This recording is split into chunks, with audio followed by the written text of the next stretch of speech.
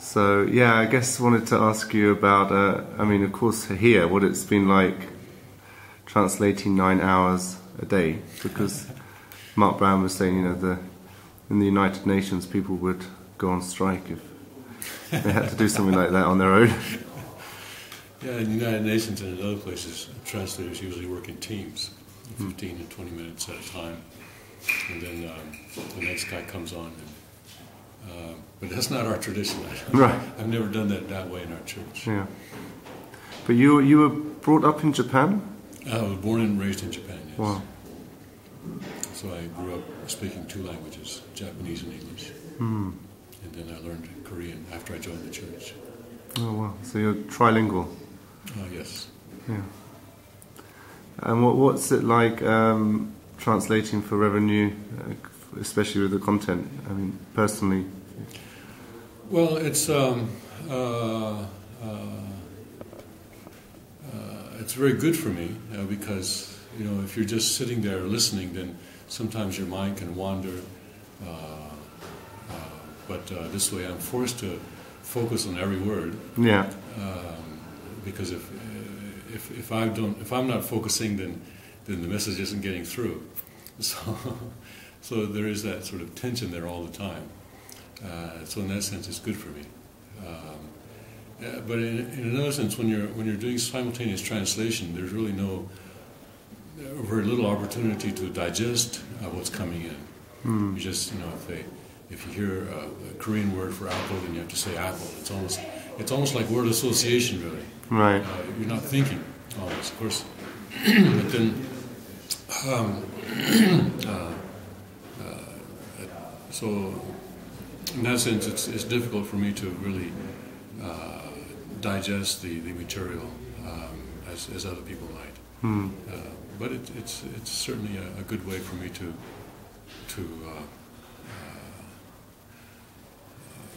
participate in the workshop and earn my keep at the same time. Yes. How do you keep your voice speaking 9 hours a day?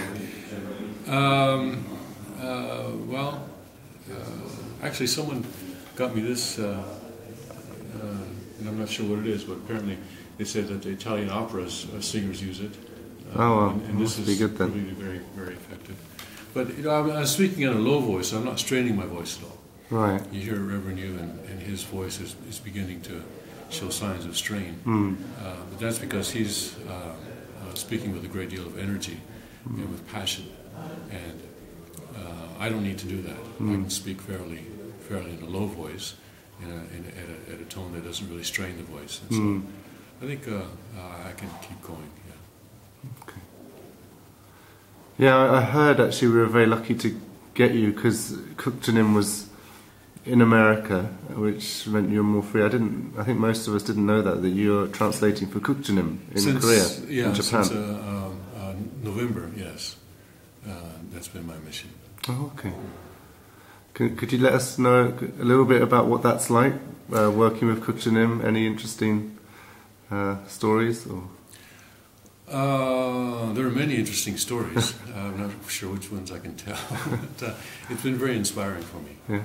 I've from the beginning I felt a great deal of hope because he is genuinely and deeply committed to realizing Father's ideal, and he is also deeply realizes that his role is to help his younger brother, and he realizes that God can give a blessing when the older brother helps the younger brother, and so he is. Understands that very deeply, and is always trying to help Hyungjin in running the Korean church, and also even sometimes as international president, giving him advice, especially on organizational matters. Because that is really Kook Jin Moon's experience, and also his very special gift, actually. Sometimes when he speaks, I'm surprised I'm sort of shocked sometimes because he doesn't speak like a 40-year-old. He speaks like someone who's much older, with much more experience and much more maturity. And sometimes wonder, how can a person this young, to me he's young, he's 40, 20 years younger than I. And I said, how can a person this young have such wisdom? Where does he get? When did he have time to have that kind of experience? But somehow, I think God has given him a special gift in terms of organizational management, and he thinks he's also gifted in strategic thinking. The Father will give us a goal, and everybody else will be sort of, wow, how can we possibly accomplish that? Everybody's sort of overwhelmed by the goal. And just thinking, even before starting, just sort of giving up even the possibility of achieving that goal. But he's already thinking, okay, here we are, and there's the goal. How can we get from here to there? And he's already sort of outlining in his mind the steps that we can do this. Can we do this? And pretty soon he'll come up with a strategy. He says, okay, here's how we can do this. Boom, boom, boom, boom, boom. Here's what we should do. So. And I've seen him guide the Japanese church to accomplish things that I certainly would not have thought were possible to accomplish, and even that they didn't think were possible to accomplish, but they did. So I see a great deal. I see a great deal of hope. I think this is the kind of leadership that I would have liked to have seen many years ago in our church, but. We've been organizationally a bit deficient. Organizationally is one thing, but I think his 5 principles of management have become pretty well known now. But accountability and transparency and results and things like that. I think you can see them on the internet. But and he really lives by those principles, and so he's always. Maybe a bit louder because the. I see. He's always applying those management principles that he has, and these are actual principles for him in his daily work. And he works very hard. When he's in Korea, my biggest worry is finding time to go to the restroom. Sometimes I have to endure for quite some time. Until the day's schedule is over, because it's just one thing after another, and he works quite hard and intensely, with great intensity, and he doesn't beat around the bush. Right. If someone's not doing well, he lets them know it, and he lets them know what they need to do in order to live up to the standard. But if you do live up to the standard, then he also lets you know that.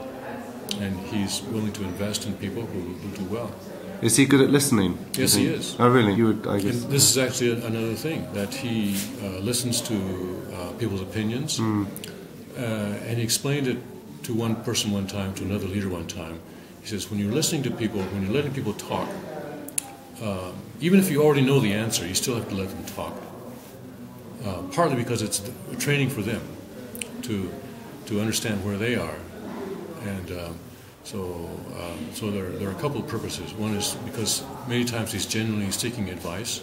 Other times he's taking measure of a person to see what that person needs in order to grow. And one thing that I've always felt that we did poorly in our church was that we didn't really train people or nurture people to become leaders. And that's one place that he emphasizes a great deal. So in many ways, I'm very inspired to work with him, and I think I expect that our movement will grow a great deal as a result of his leadership.